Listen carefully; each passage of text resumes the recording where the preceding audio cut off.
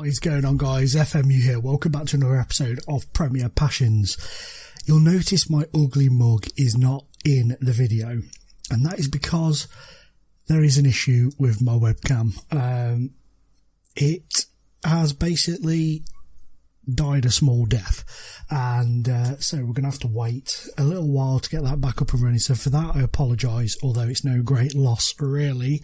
Having my ugly mug off the screen is probably more of a bonus. So secondly, I'm talking a little bit quieter because I'm recording this. My wife has a migraine, she's in bed, so I'm trying to keep it a little bit more relaxed, just calm and relax. So that's all that bollocks out of the way. Next up, I just want to say a massive thank you for all the support on the series so far. It's been superb. Great comments going on, a little bit more interaction, which is always amazing. So thank you to everybody for that. New subs, new viewers, thank you so much for coming along and joining us. Hope you're enjoying the journey. Today is Hinckley Albion's first ever youth intake day, and I am buzzing my knob off. I've not looked at them yet. I've just cleared up the emails and stuff, so we're going to go through that in a minute. But first things first, here is how we've got on since you were last with us.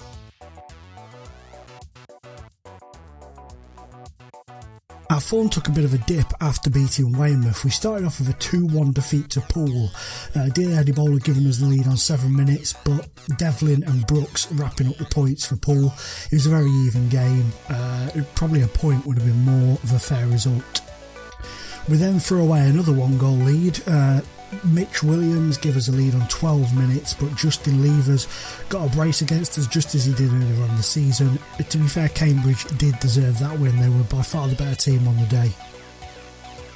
Chesham sacked their manager due to poor form and poor league position. It didn't stop them from beating us quite easily 2-0 in a very even game. They were just far better in front of goal on the day, and harsh words had to be had with some of the players after this match. Ridiculously, we then went and beat I think they were second at the time, Merthyr Tydfil, top for a long period of the season, but they dropped down to second, and Joe Cobb and Alexander Hickman with the goals. Hickman also missing a penalty. You can see there he basically had the penalty saved, scored the rebounder, and Mitch Harding scored for Merthyr Tydfil in 18 minutes. We deserved it. It was an even game, but I felt we just edged it in terms of quality. Next up was Poulton, a 1-1 draw with them. Dearly Adebola giving us a lead on 12 minutes. Arel Amu equalising on 63. Again, another very even game. We sort of went through a period of very even football going on, and it was a pain in the arse, but we got through it with a point. I felt like we deserved more from this match though. We followed that up with a 2-2 draw with fellow playoff contenders Hitchin, Stenson and Williams with the goals for us, Anne and McNamara with the goals for Hitchin. A very even game. They did have a lot more chances than we did, but all in all, the overall play of the match was very even Stevens. We were far more clinical than them. We only had 2 shots on target, scored 2 goals. They had 7, scored 2 goals, so we were a bit more clinical than them, but managed to defend them off a lot easier as well. Next up, we beat St Neots by 4-1. Adebola, Clare and Holt with the goals, and an own goal for Freighter. A very dominant game against a very, very poor St Neots side. We followed that up with a 6-0 win away at Dunstable. Hatchet for Adebola, 2 for Williams, 1 for Clare. Rob Evans was sent off on 36 minutes, but it didn't make much of a difference as we dominated from start to finish. We then beat rock bottom Frome by 3-1, another dominant performance. Hickman from the penalty spot, Hickey with the second and Williams with the third. Mitchell Page got one back for Frome, but it was very little they could do. They were powerless to resist the power of the Albion. And last time out we drew 0-0 with Cirencester, which was a very frustrating game.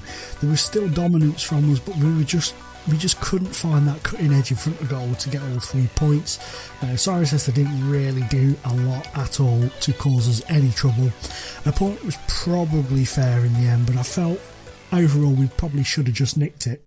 And so there you go, some great results in there, some decent games, some shoddy results as well, to be fair. That leaves us in 4th place in the league with 17 points off top, so there's no way we're going to win the league now.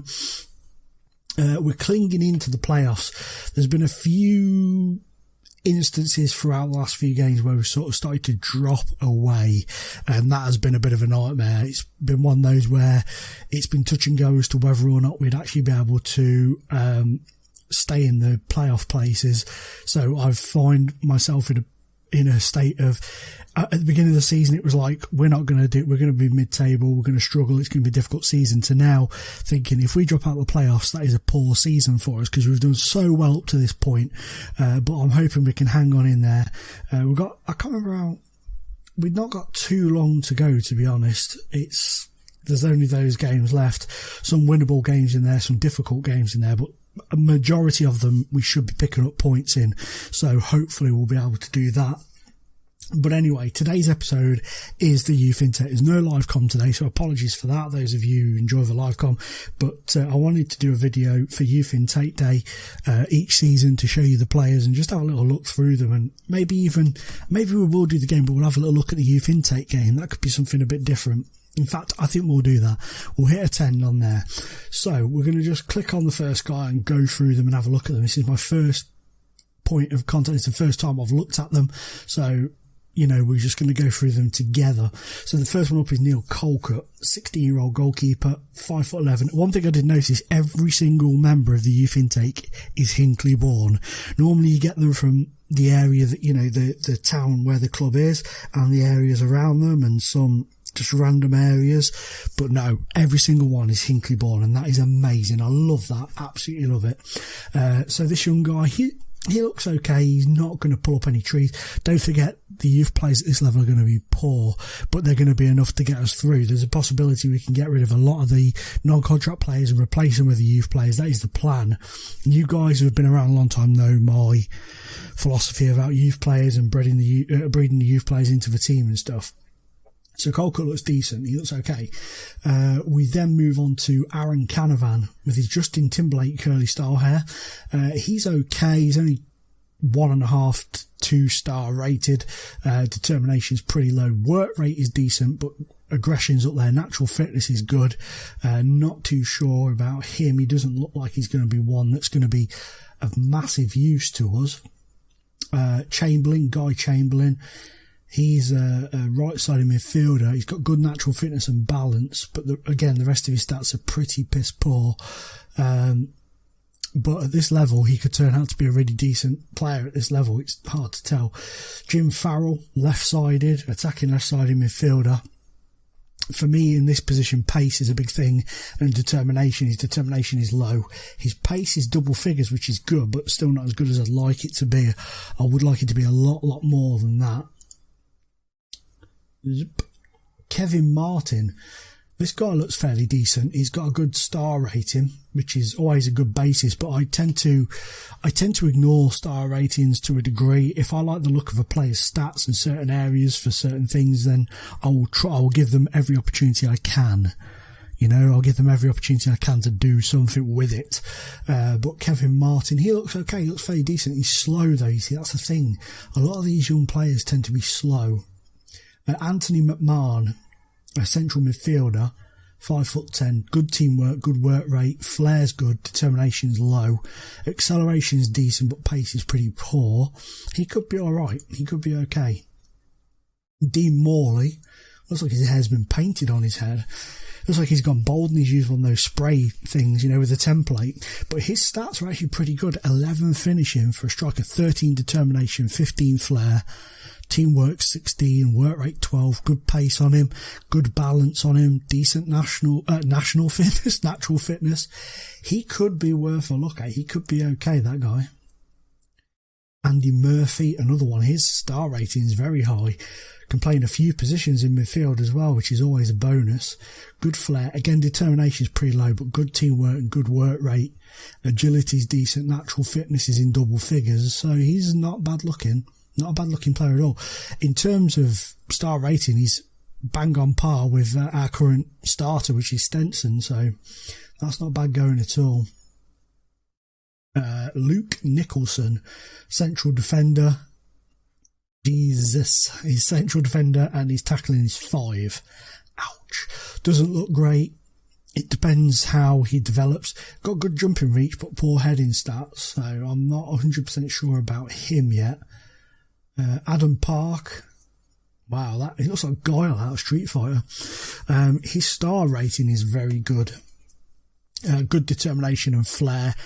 Again, good team. We seem to have a lot of good teamwork players going on.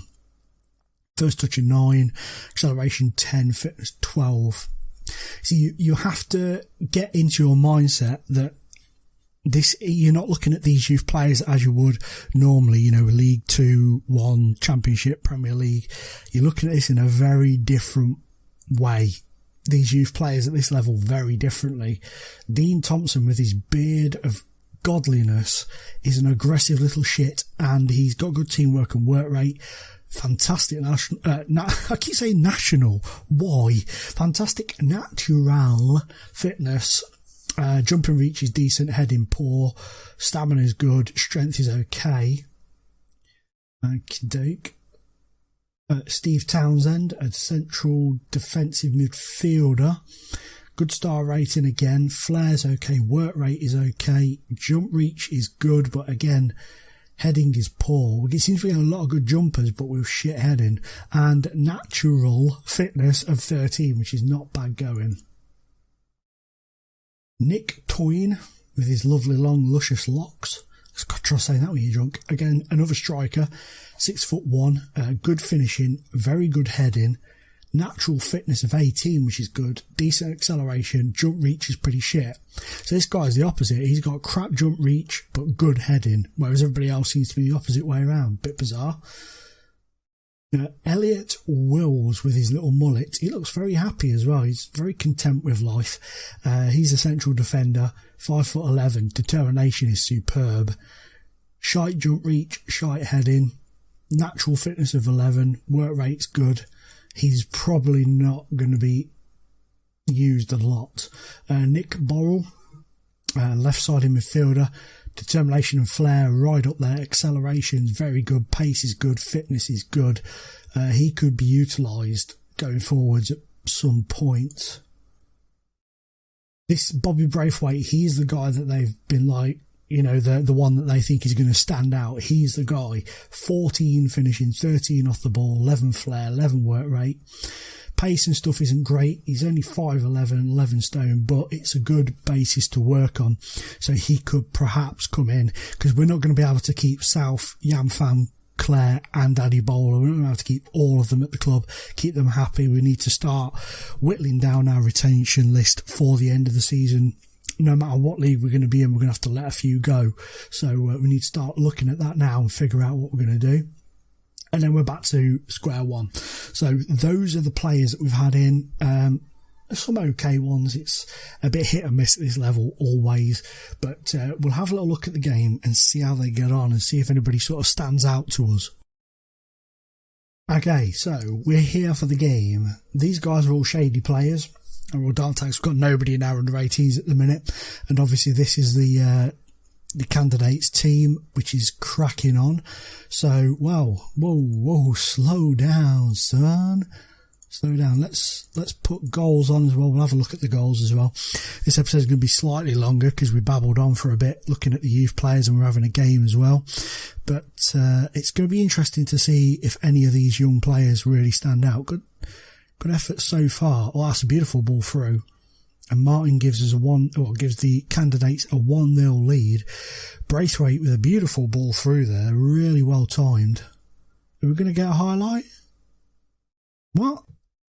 Wait a minute. There's the second goal. Why have we not got... Why didn't it show the first one, but it's showing the second one? Anybody? Answers on a postcard. Great ball from Park to Murphy. And he slots it easily into the back of the net.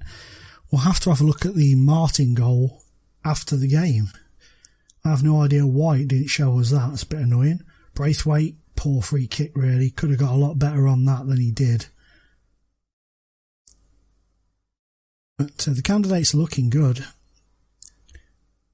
There's Martin with his second of the game. Murphy involved yet again. It's a good ball through. He just zips in there and slots it home. I'm disappointed that we didn't see the first goal there. It's very annoying. But the candidates are looking decent so far. They've played the ball around well. They've held the ball well. Finding space rather well. Oh, Martin's having to pull himself back into that. He seems to be heavily involved. Martin and Murphy seem to be really involved quite a fair bit. Here come the under-18s, but here's Canavan.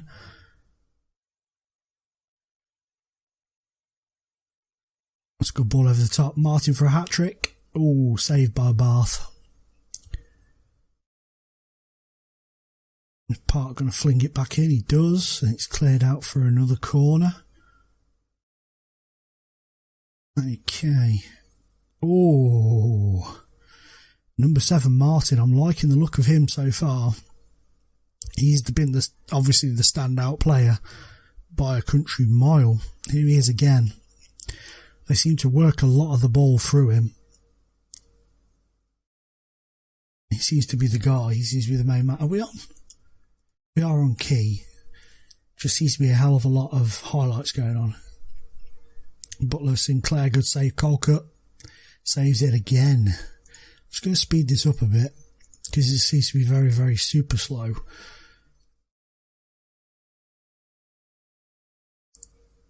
And they come into the area. Cleared away. And it's the second half kickoff now. Under 18s going straight for it. But dealt with easily. Braithwaite blocking it there. He's been quiet. He's had a few moments, but he's been relatively quiet throughout the match. Braithwaite up top on his own. Oh, beautiful, beautiful football from the under 18s there. Just couldn't quite get that last little move together. But it's good to see they're playing the football that the first team's playing. It's always key to these sort of saves is to get all your levels of team playing the same formations, the same philosophy, the same style of football. It really does help players, move from the 18s to the reserves or under 21s or whatever, and then into the first team. It helps ease that transition for the players. It really does make a difference. It's been a quiet game after the third goal's gone in. The under 18s seem to have got a lot more cohesive as a unit. Thompson booked there on 82 minutes. There's Canavan, Willis. That's going to be it, isn't it? They're going to be calling this in a second. And that's going to be the end of that. A 3-0 victory for the candidates. A very, very good win for them. And I must admit, like I said, I was very impressed with Martin. I thought he really, really did show himself well in that match. So we'll go and sign recommended players. Yes, I was there watching the young lads. So the standout guy was this man, Kevin Martin. Everything seemed to go through him, absolutely everything. So could be one to watch for the future. Only 5'4", little midget man, but fair play to him, he played well. Oh yeah.